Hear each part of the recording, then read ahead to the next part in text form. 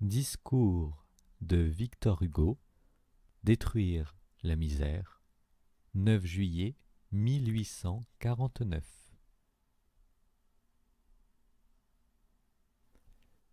Je ne suis pas, messieurs, de ceux qui croient qu'on peut supprimer la souffrance en ce monde. La souffrance est une loi divine, mais je suis de ceux qui pensent et qui affirment qu'on peut détruire la misère.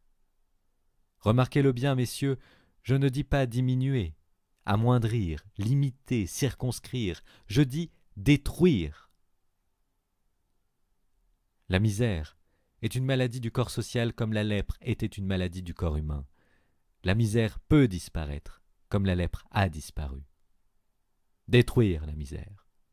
Oui, cela est possible.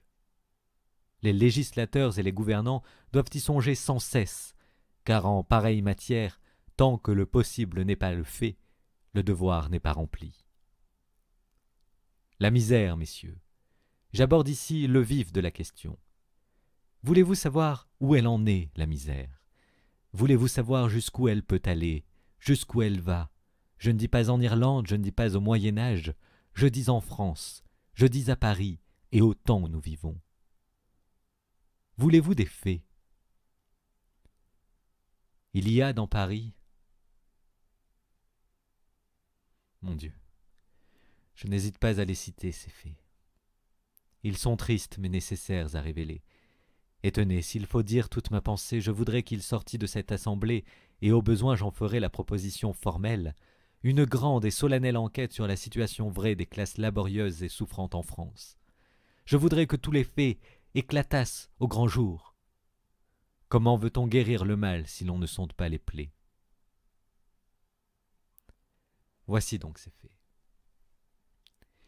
Il y a dans Paris, dans ces faubourgs de Paris que le vent de l'émeute soulevait naguère si aisément, il y a des rues, des maisons, des cloaques, où des familles entières vivent pêle-mêle, hommes, femmes, jeunes filles, enfants, n'ayant pour lit, n'ayant pour couverture, j'ai presque dit, pour vêtements, que des monceaux infects de chiffons en fermentation, ramassés dans la fange du coin des bornes, espèce de fumier des villes, où des créatures humaines s'enfouissent toutes vivantes pour échapper au froid de l'hiver.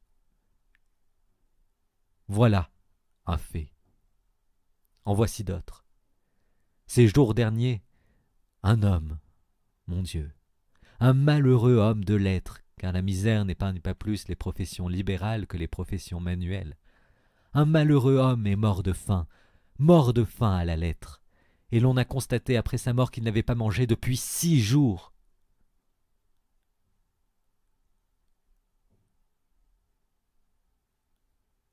Voulez-vous quelque chose de plus douloureux encore?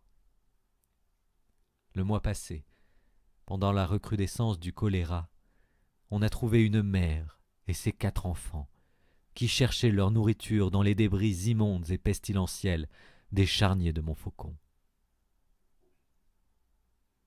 Eh bien, messieurs, je dis que ce sont là des choses qui ne doivent pas être. Je dis que la société doit dépenser toute sa force, toute sa sollicitude, toute son intelligence, toute sa volonté pour que de telles choses ne soient pas. Je dis que de tels faits, dans un pays civilisé, engagent la conscience de la société tout entière, que je m'en sens, moi qui parle, complice et solidaire. Et que de tels faits ne sont pas seulement des torts envers l'homme, que ce sont des crimes envers Dieu. Voilà pourquoi je suis pénétré. Voilà pourquoi je voudrais pénétrer tous ceux qui m'écoutent de la haute importance de la proposition qui vous est soumise. Ce n'est qu'un premier pas, mais il est décisif. Je voudrais que cette assemblée, majorité et minorité, n'importe, je ne connais pas, moi, de majorité et de minorité en de telles questions, je voudrais que cette assemblée n'eût qu'une seule âme pour marcher à ce grand but, à ce but magnifique, à ce but sublime, l'abolition de la misère. Et messieurs, je ne m'adresse pas seulement à votre générosité, je m'adresse à ce qu'il y a de plus sérieux dans le sentiment politique d'une assemblée de législateurs. Et à ce sujet, un dernier mot, je terminerai là. Messieurs, comme je vous le disais tout à l'heure, Vous venez avec le concours de la garde nationale, de l'armée et de toutes les forces vives du pays, vous venez de raffermir l'État ébranlé encore une fois. Vous n'avez reculé devant aucun péril, vous n'avez hésité devant aucun devoir. Vous avez sauvé la société régulière, le gouvernement légal, les institutions, la paix publique, la civilisation même. Vous avez fait une chose considérable. Eh bien, vous n'avez rien fait.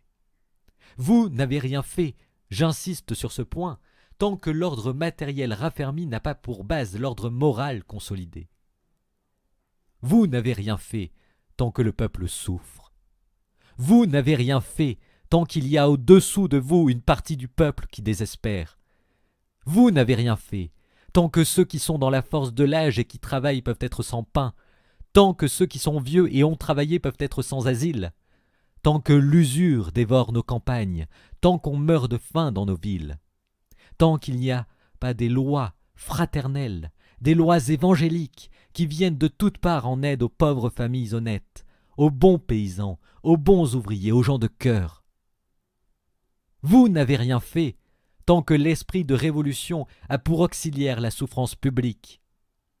Vous n'avez rien fait, tant que dans cette œuvre de destruction et de ténèbres qui se continue souterrainement, l'homme méchant a pour collaborateur fatal l'homme malheureux.